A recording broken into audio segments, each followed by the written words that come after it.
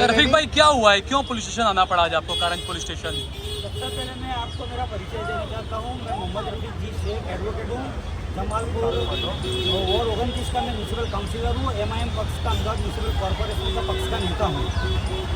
गई कल रात को मेरे को 10 बजे BLO का फ़ोन आया कि रफीक भाई आप VIP कैटेगरी में आते हो और आपका नाम तो पहले ही हमने चढ़ा दिया था, और आप तो इधर बरसों से रहते हो। मैं जन्म से रहता हूँ और ये मेरा 5वां इलेक्शन है, और मैं वोट यहाँ लगभग मैं जन्म से यहाँ रहता हूँ और वोट करता हूँ ये एरिया से। लेकिन जब शाम को मेरे को माहिती मिली कि मेरा जो फॉर्म है, फॉर्म नंबर 7, किसी एक व्यक्ति जिसका नाम है चौहान, नाम है भरत चौहान, उसने वादा लिया था कि भाई इनका मल्टीपल नाम है, दूसरी जगह पे नाम चलता है तो उनका नाम रद्द होना चाहिए। जब मेरे को ये पता चला तो मैंने उनके पास से फॉर्म लेकर मैंने फ़ोटो पढ़ा, और फिर मैंने जब उनके पास से बंच लिया तो बंच में देखा तो कई हयात लोग जो हयात है उनको मर गए बताए उन्होंने।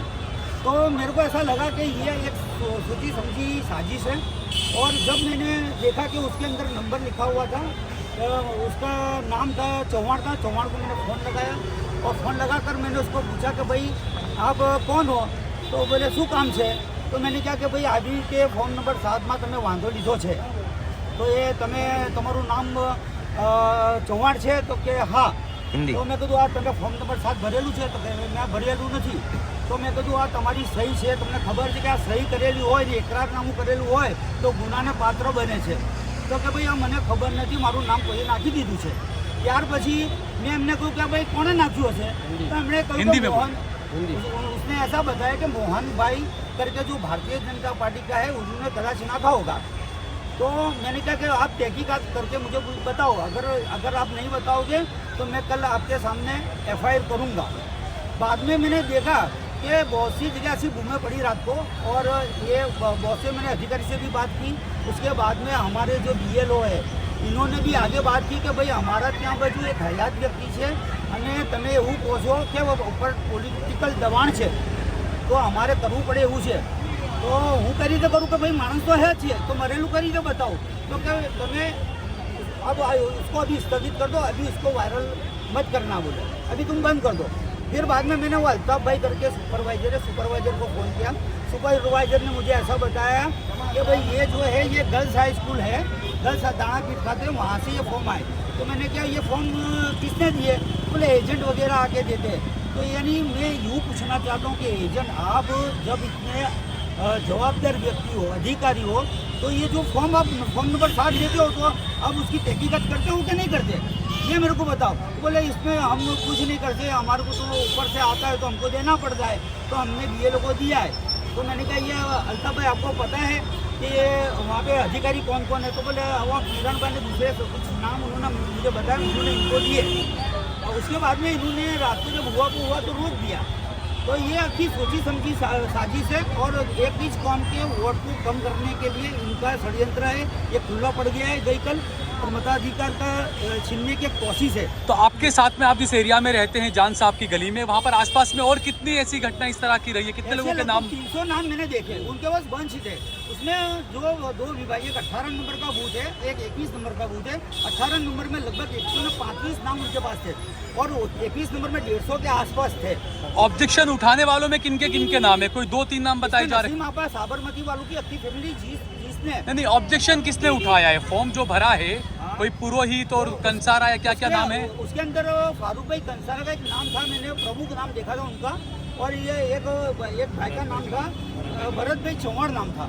और भरत भाई चौहान से तो मैंने फ़ोन पे बात, टेलीफोनिक टॉक भी की है। शमशाद भाई, जो वोट काटने का जो आ रहा है, क्योंकि अभी तक ये था कि SIR जब हो गया पूरा, पहली लिस्ट में नाम आ गए तो लोग सुकून में आ गए थे कि ठीक है हमारे नाम आ गए। लेकिन अब साजिशें की जा रही है, तो कानूनी तौर पर क्या इसमें सेक्शन क्या कहता है और क्या हो सकता है? देखिए, हम लोग जब SIR की प्रक्रिया शुरू हुई तो हम लोगों ने लोगों से ये अपील की थी कि आप SIR का फॉर्म भरें, क्योंकि सबसे ज़रूरी था कि आपका ड्राफ्ट रोल में नाम आए।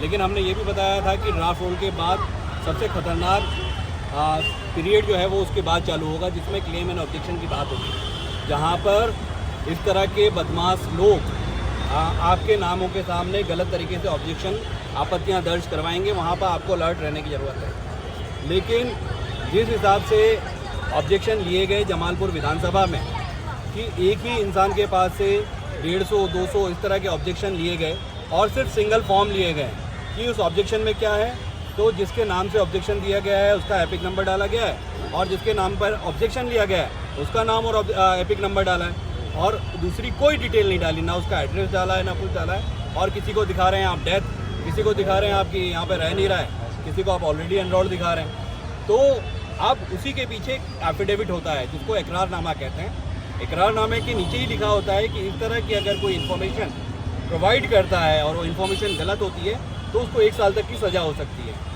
तो जब ERO साहब के पास, क्योंकि ये BLO के पास डायरेक्ट नहीं है, उनके सुपरवाइजर के पास ये फॉर्म नहीं है, ये फॉर्म ERO के पास गर्ल्स हाई स्कूल में पहुंचे हैं, तो ERO साहब ने क्यों नहीं इस इंफॉर्मेशन को चेक किया, जिस व्यक्ति ने उनको ये फॉर्म सबमिट करा उसकी सत्यता को क्यों उन्होंने जांचा नहीं।